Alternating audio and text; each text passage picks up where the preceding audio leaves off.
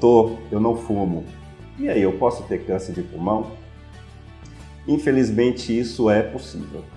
Infelizmente, a gente tem algumas mutações genéticas, algumas alterações no DNA das células que possibilitam o surgimento de alguns tumores. E no crescimento dessa célula, essas mutações, essas alterações são como defeitos que perpetuam um crescimento celular, que é um crescimento celular normal. E essa célula que cresceu de forma diferente, anormal, ela dá origem ao câncer. Então não é muito comum, mas a gente tem pessoas jovens que se apresentam com câncer de pulmão, muitas vezes um câncer de pulmão em estágios bastante avançados, principalmente porque não faziam parte de um grupo de risco, não fumavam, não se expunham a fatores que pudessem justificar a doença. E aí se apresentam às vezes com doenças já metastáticas.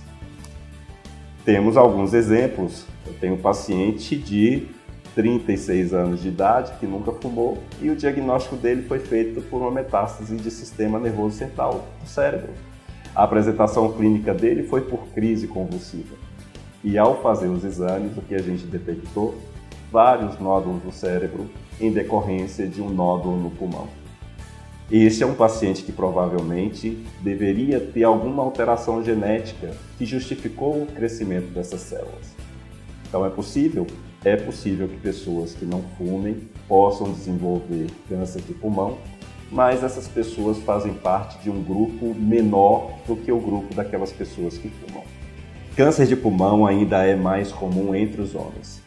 Talvez porque os homens tenham um hábito tabágico, uma carga tabágica muito maior do que as mulheres. Então, o câncer de pulmão tem uma proporção, uma porcentagem maior entre os homens do que entre as mulheres. A gravidade e a forma de evolução não varia entre os sexos, né? Então, as pessoas evoluem de forma igual, com tratamentos iguais, mas a proporção a gente entende que é maior entre os homens. Exposição a algumas substâncias podem aumentar o risco de câncer de pulmão. A gente já tem algumas bem estabelecidas. Asbesto, amianto, trabalhadores em determinadas minas de carvão. Então essas pessoas têm um risco ocupacional aumentado para o desenvolvimento de câncer. São pessoas que passam por exames periódicos e são pessoas que, ao trabalhar, devem fazer uso dos seus equipamentos de proteção individual. Eles não foram criados à toa. O risco é grande, então se proteger é a melhor forma. Alguns podem até ser desconfortáveis, trabalhar de máscara, trabalhar usando óculos, trabalhar usando determinados equipamentos podem ser, em certos aspectos, desconfortáveis, mas são extremamente necessários para minimizar o risco de aspiração de partículas que podem causar o surgimento de determinados tipos de câncer. Alguns cânceres de pulmão, de pleura, de traqueia e assim por diante. Nunca é tarde parar de fumar. Largar o vício é sempre oportuno.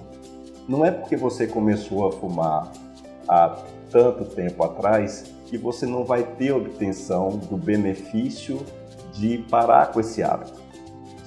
Parar de fumar é sempre bem estimulado entre nós, porque diminui de fato o risco, embora talvez não zere, porque o dano para a mucosa e o dano que o cigarro trouxe ao longo do tempo talvez justifique já o surgimento de algumas alterações nas células daquele órgão, mas parar de fumar, no mínimo, estabiliza ou freia o processo e diminui a agressão para aquela estrutura que já tem alterações suficientes e que podem culminar com o desenvolvimento de um câncer no decorrer da vida.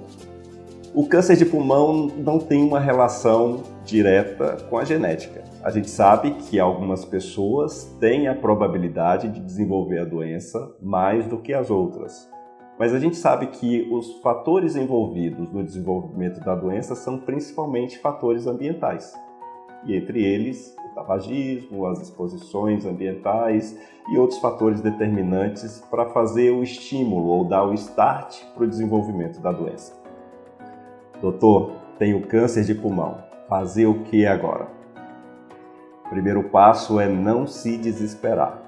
A gente tem hoje N opções de tratamento para oferecer e para tentar manter a sobrevida do indivíduo da melhor forma possível.